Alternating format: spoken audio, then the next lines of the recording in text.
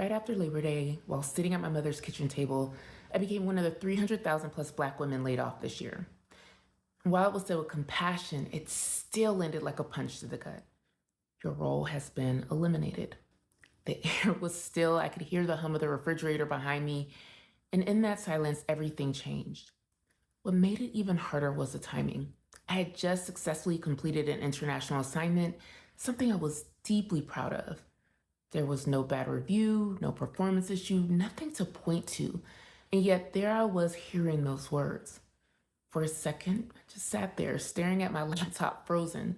Part of me wanted to cry, part of me wanted to close it and pretend it hadn't happened. The shock and disbelief came first, and then the grief. Because when there's no clear reason, the questions start spinning. Did I do something wrong? Why me?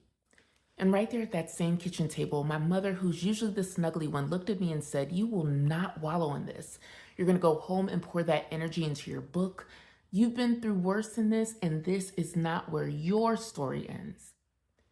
Her words reminded me that my purpose didn't end with a position and that my story wasn't over, it was shifting.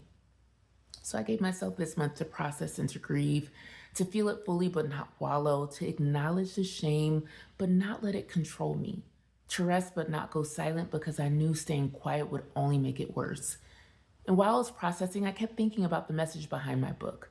It's all about identity, purpose, and learning to define yourself beyond titles. And suddenly I wasn't just writing about that idea, I was living it in real time.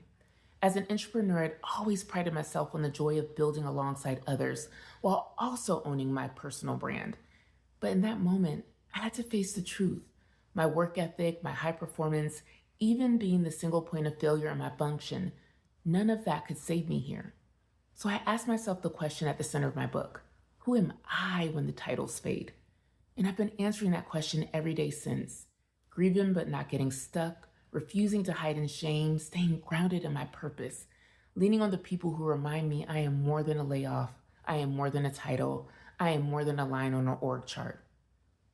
Looking back, I'm still in awe of that moment, how my mother's strength showed up exactly when I needed it most.